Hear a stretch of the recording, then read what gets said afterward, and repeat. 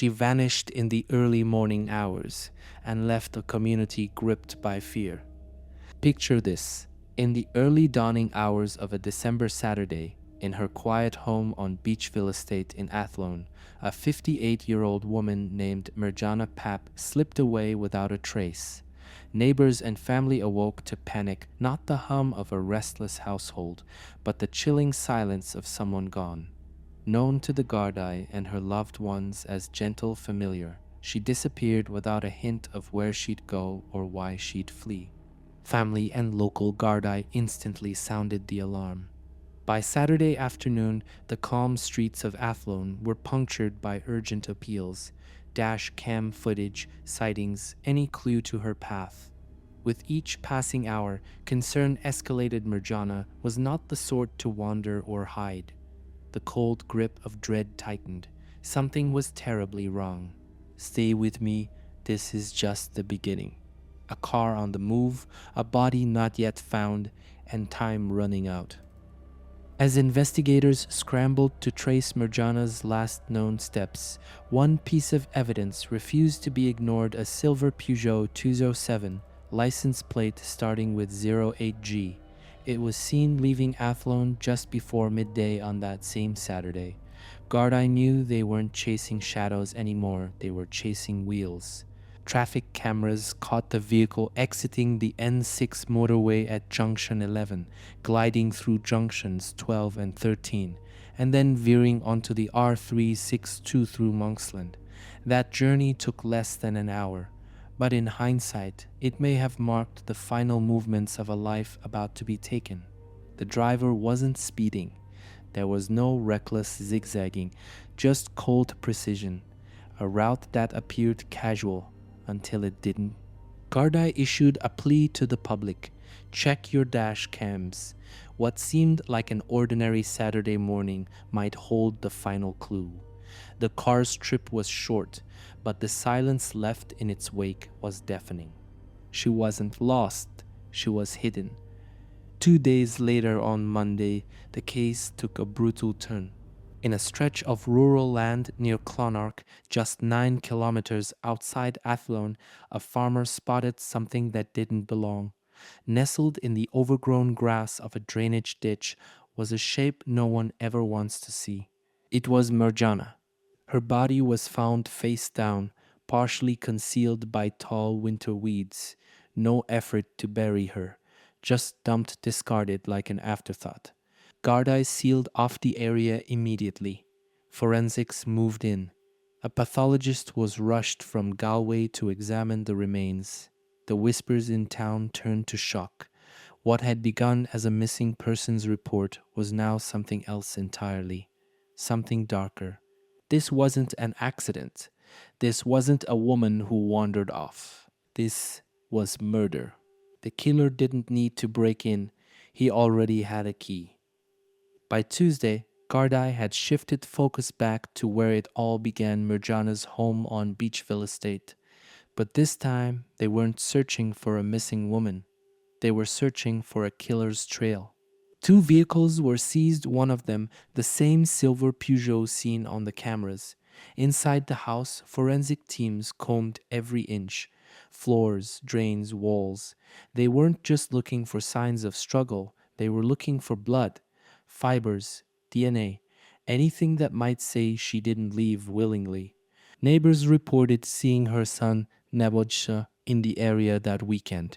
Quiet, withdrawn, not unusual, they said, but not quite right either. He didn't seem surprised when she vanished. He didn't help search. He didn't even ask where she might have gone. For detectives, the house didn't just whisper. It screamed.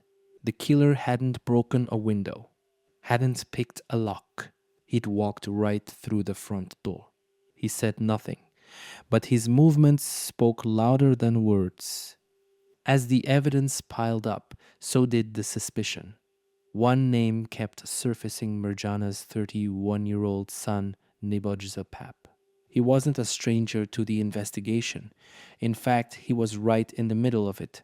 Guards had been tracking his behavior closely. He had been seen driving the same silver Peugeot traced along the N6. He had access to the house, and according to those who knew the family, their relationship had grown tense in recent months. Arguments, silence, distance. But here's the chilling part: when Mirjana went missing, Nebojasa didn't plead for help. He didn't put up flyers. He didn't contact neighbors. He disappeared to Dublin. That's where guards caught up with him behind bars, already locked up on unrelated charges. But once the forensic results came in and the timeline clicked into place, they connected the final dots. This wasn't a mystery anymore. This was betrayal by blood. By the first Friday of the new year, the town of Athlone braced itself. The whispers had become murmurs, the murmurs became gasps, and now the truth stepped out into daylight. Guards officially charged Nebojsa Pap, Mirjana's own son, with her murder.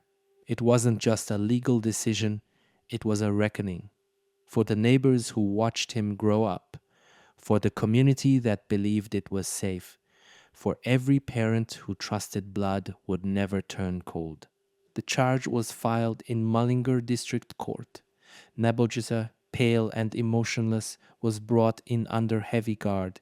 No family showed, no supporters, just silence and the weight of what he was accused of. He stood alone in front of the judge.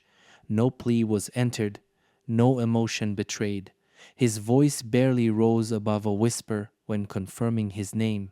He was remanded to Cloverhill Prison, where he awaits trial for a crime too disturbing to forget.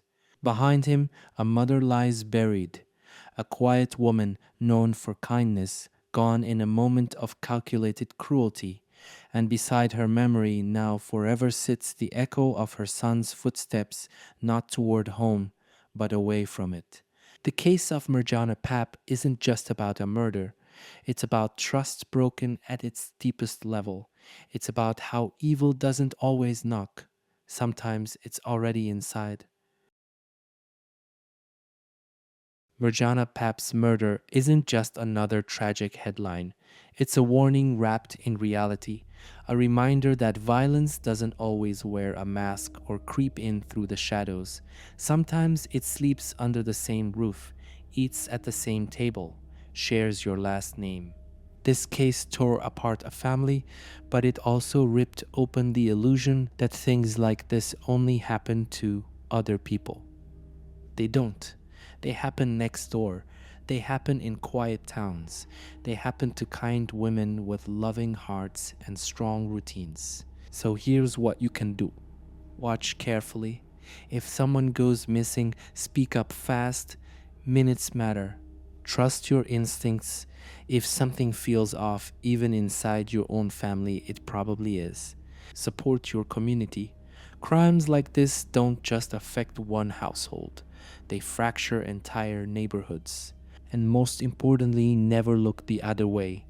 Mirjana's silence cannot be undone, but her story can echo louder than ever. Subscribe if you believe stories like hers need to be told. Share this video so it reaches someone who might need to see it.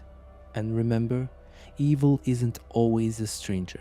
Sometimes it lives inside the house.